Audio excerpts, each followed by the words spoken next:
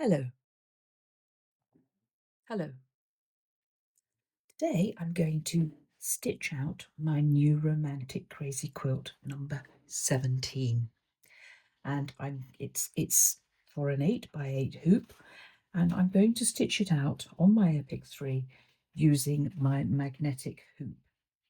This needs an adapter on the end because this is one of the original hoops from previous Husqvarna machines. So we have one layer of stabilizer and a second layer of stabilizer. I've really got into these magnetic hoops recently. They are a joy to work with. And I'm going to, because this is a quilt block, could be used for quilting, I'm going to put some wadding in there. Now this is the base fabric that you do your stitch out on. Shows. I've moved things around and I've hidden my magnets.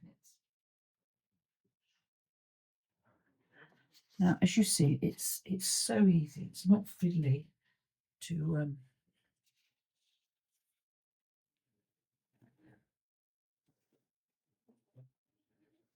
and apparently, I've not tried it before, but apparently you don't need to use any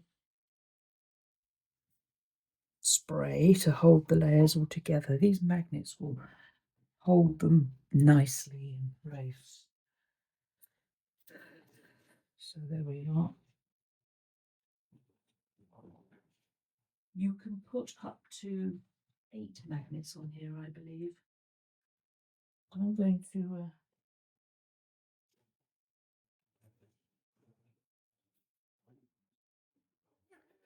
put one down here and one up there. Now, one thing I have discovered that it's a good idea to do, and that's to check when it's all connected.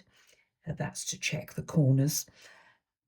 I forgot to put this on, or I selected the wrong hoop on one of my previous stitch outs, and it all went very badly wrong.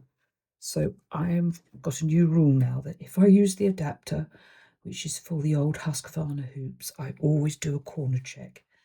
And it doesn't hurt to check anyway when you've got these magnets, because you don't want your foot to hit the magnets, obviously. So I'm just putting my finger around here. Obviously, these ones at the top, you always have an area at the top that can't be reached by the foot. I think we're all right there, and I believe that the one thing about silk dupion, if it's crooked, boy does it show, because the slubs are not going right across the embroidery. So let's click stitch out. Now I've just noticed that I have not got the right hoop selected. So down here underneath the hoops that come for the Epic 3, we have all the ones that need the adapter, and that's shown by the little adapter sign. And we need the 200 by 200, not quilter's hoop, but the metal. Now, where is it? Metal hoop. That's the one. Let's press stitch out. We can see there the hoop adapters on it. Click apply, and the embroidery arm is coming across. We have a nice full bobbin, and we attach it, and we get this message that tells us to be very careful that we have got the right hoop selected. Now, as you'll see, we've got heaps of colours here, because at the beginning we have lots of stitch templates showing us where to place our fabric and everything. For this particular stitch out, I've got that nice beige silk, I've got a white there, I've got a golden there, which has got a lovely slub.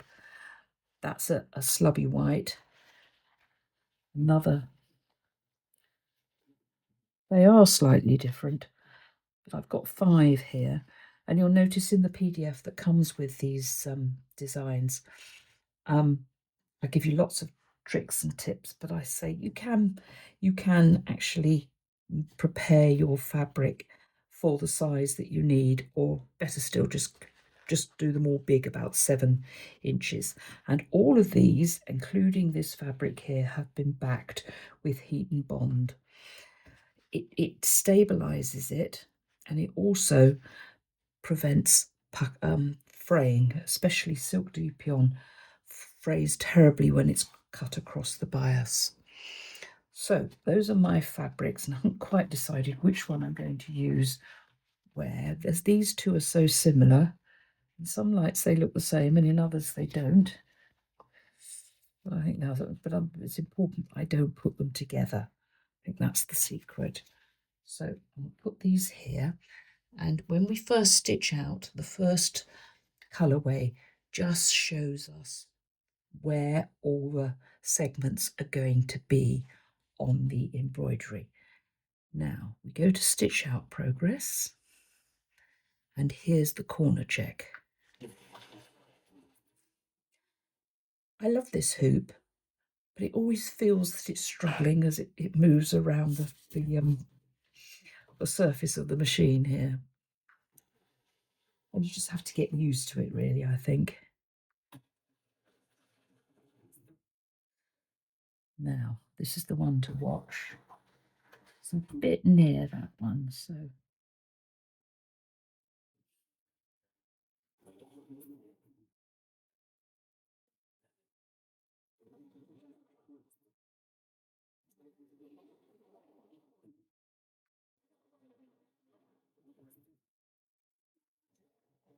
Oh, that's cleared it nicely now. That's fine. And we press it the final time and it goes back to the beginning. We could select a based round the design or round the hoop, but that's not necessary. We've got it on ghost mode. That means it'll only show the stitch that we're going to be stitching out. So I'm going to turn that off for a moment. As you can see, the design is here, but there are gaps because these are the gaps that we're going to add elements to. So it would help if the needle was threaded.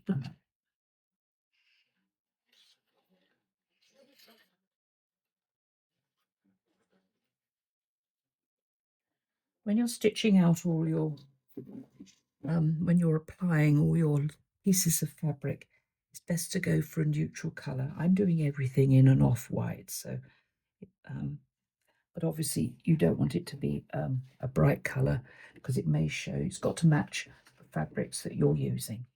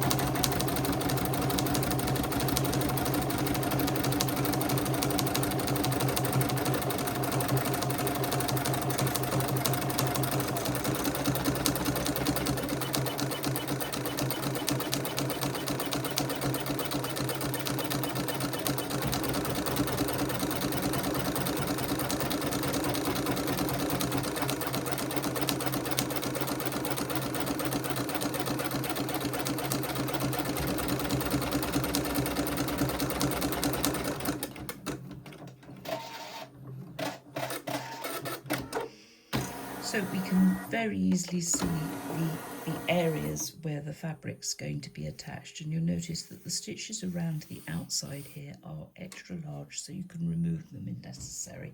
At the end of the stitch out there is a satin border, but you may not want to. That is optional, it's not necessary, you don't have to do that.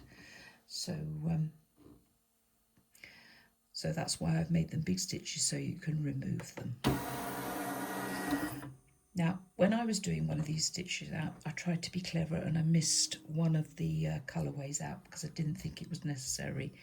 But I advise you not to do that. It doesn't matter if you've got extra stitches underneath, they're all going to be hidden. Best to stitch them all out, as I discovered.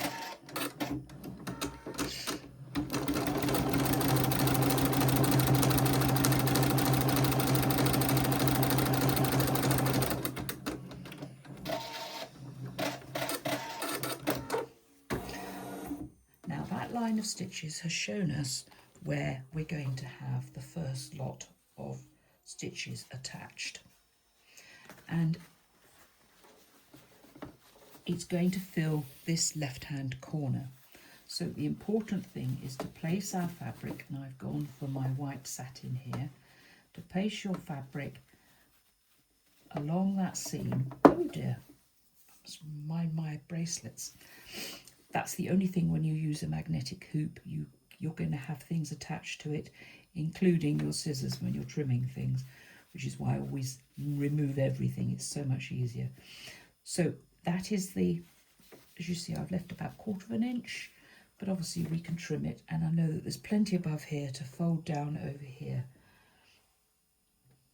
So let's stitch that in place.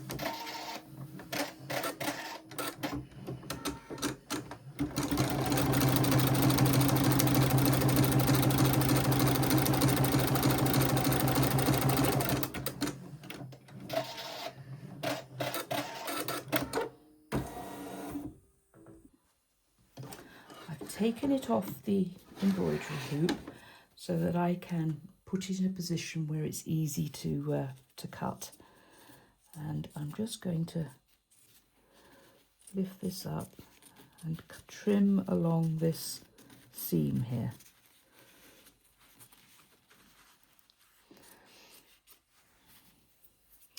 Nice and neat there. At some point or other as you're doing this, you'll be tempted to trim on the outside. I advise you not to do that because it always ends up being a problem. Now I'm going to put a tiny bit of glue here. This is the 505 temporary adhesive glue stick, and then we can fold it over, and I would suggest that you press it well here, and then there we are. And it's very important that this is completely flat here. As you can see, we've got loads of extra fabric, but we'll just leave it there. And at this point, if you've got a little iron that will fit into here, then I suggest you iron it. So that is our first fabric attached. I haven't turned my iron on. I knew I'd forget to do something. So I'm going to take the risk that with that glue and the pressure of my fingers, it's all holding in place, and that I can finish this first section off by stitching. Let's see what happens. I'm going to turn the speed down so I can iron it with my fingers. I think that's perhaps a little bit excessive, but you get the hang of it.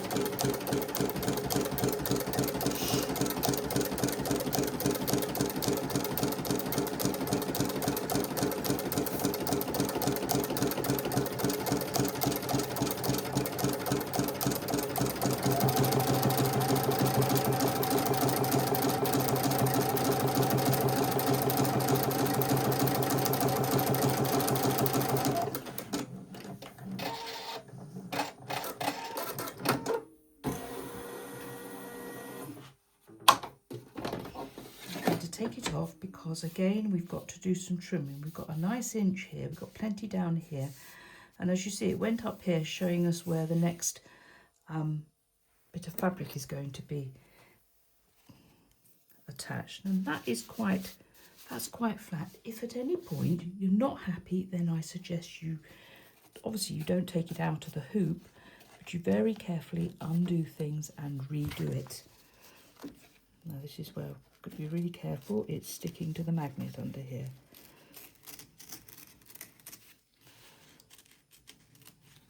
There we are.